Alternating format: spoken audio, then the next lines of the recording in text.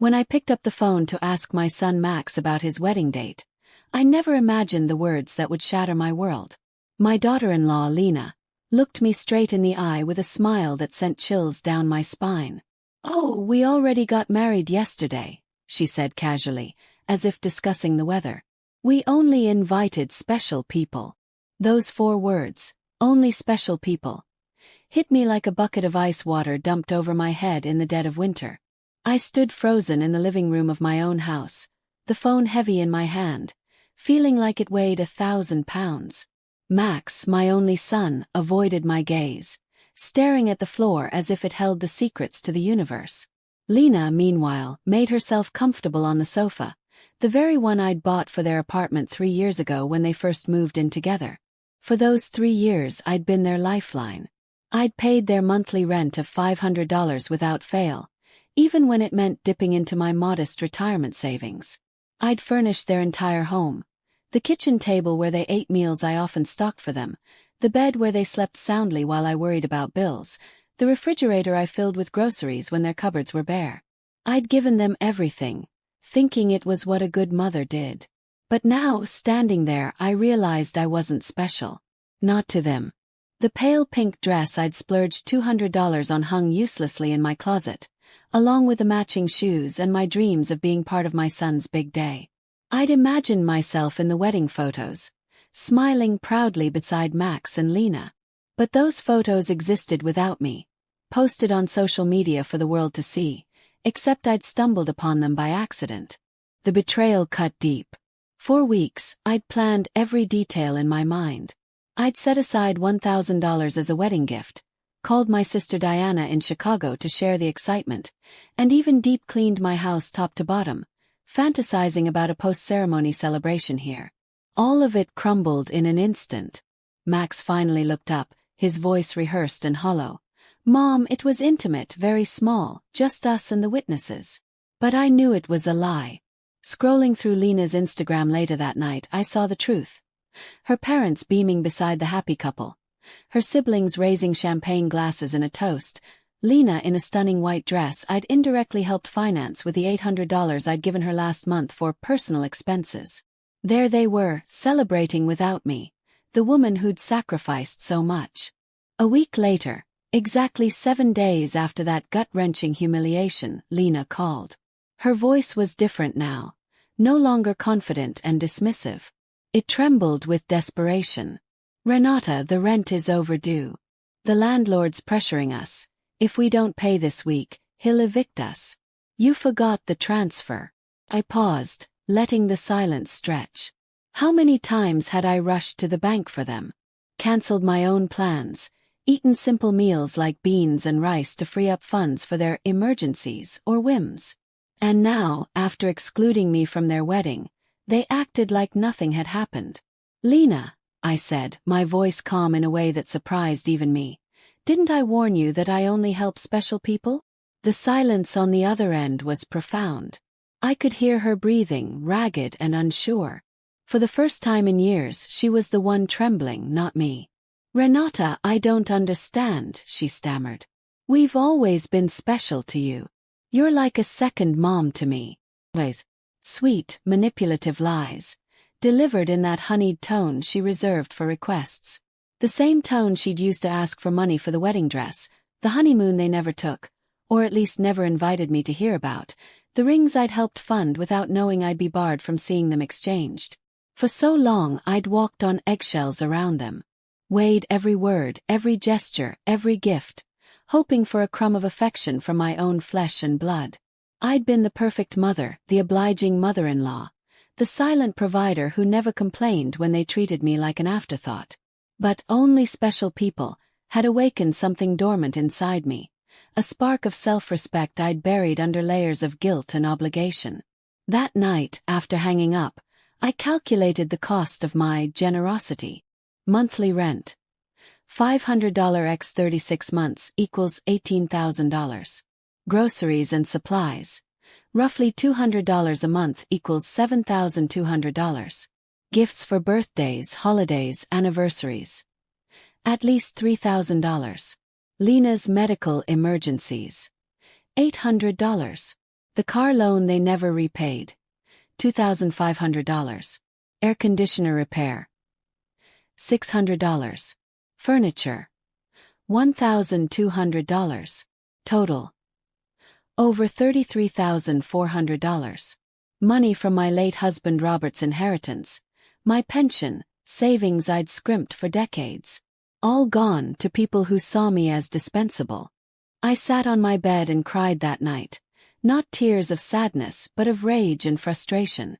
Years of humiliation bubbled up.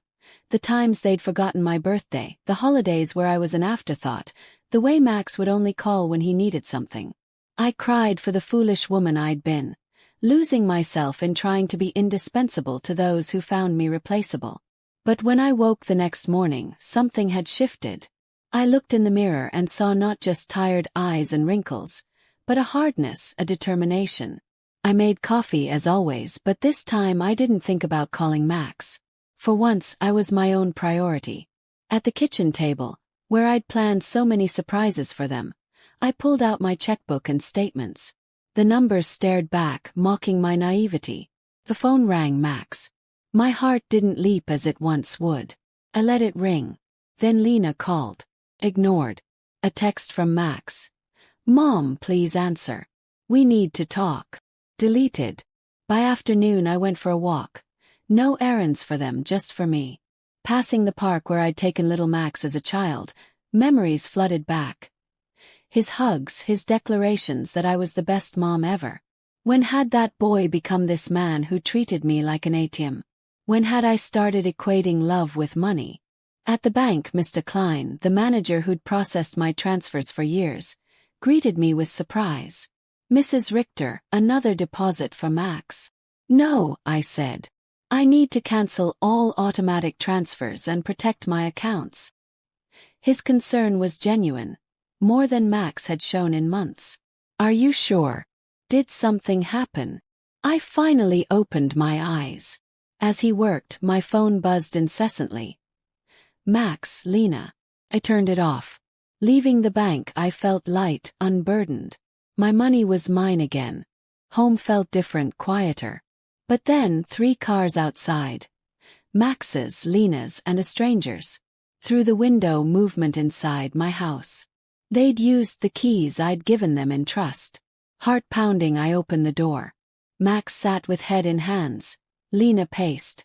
An older man rifled through my papers. What is this? I demanded. Lena rushed forward. Renate, thank God. We need to talk. Mr. Fisher is our lawyer. My situation. Mom, Max said. We're worried. You canceled the transfers, blocked us. You might need help. Lena added. At your age, confusion is normal. It clicked. They wanted me declared incompetent to control my finances. I'm not confused, I snapped. I'm clearer than ever. Get out. Mr. Fisher droned about rights, but I threw his power of attorney papers in the trash. Lena cried, frustrated tears. You can't do this. We counted on you. Max. We made mistakes, but be reasonable. Reasonable meant funding them while being invisible. They left, Max warning. You'll end up alone. I already am, I replied. By choice. That night, adrenaline kept me awake. Planned, lawyer locks security. At dawn, I called Mr. Weber, my old estate lawyer. Mrs. Richter, this is elder abuse, a crime. We documented everything.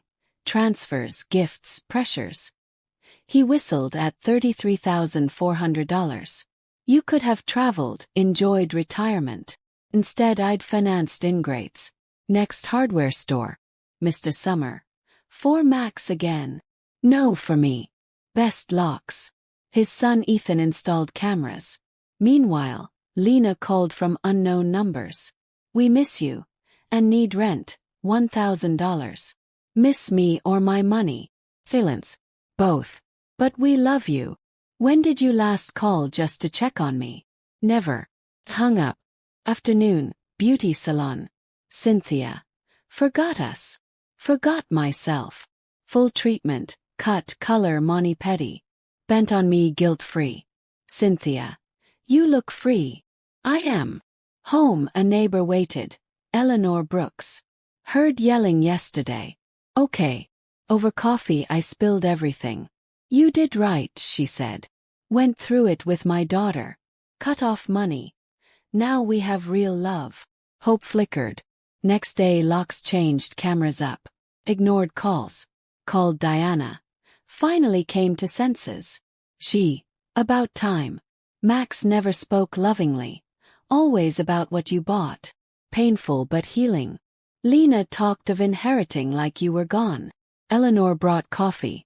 They read from Manipulation Handbook. Make indispensable, create emergencies, question sanity. Bitter laugh. Visited Robert's grave. Lost myself after you. Not anymore. Cars outside again. Max, Lena, 2 others. Called Mr. Weber. He called police. Restraining order. Max shouted. Ridiculous. Family doesn't threaten incompetence. They left, defeated. Eleanor invited me for dinner. Met her daughter, healthy relationship. Wanted that with Max. Maybe someday. But live for you. Days peaceful, but they drove by, watching. Documented. Friday doorbell, social worker Ms. Schmidt. Wellness check. Reports of changes, paranoia. Called Mr. Weber. He exposed abuse. No risk, she concluded. Diana. They risk everything for money. Revelation. I was money on legs. Evening, Eleanor's friends. Shared stories. True love can't be bought. Freedom excited, travel, hobbies. A month later, Mr. Weber. Lawsuit for incompetence. Terror. Witnesses. Lena. Neighbor Davis, grudge. Pharmacist Green, tricked. Confronted Green. Misunderstanding, will clarify. Davis. Hostile, no reasoning. Psyche eval with Dr. Moore. Excellent cognition. Friends testified ready. Trial, their lies exposed. My testimony. Understood it wasn't love, a transaction. Judge. Deny guardianship. Motivated by greed. 1. Celebrated with friends. Won your life. Moved, donated, traveled. No contact. Learned, love myself first.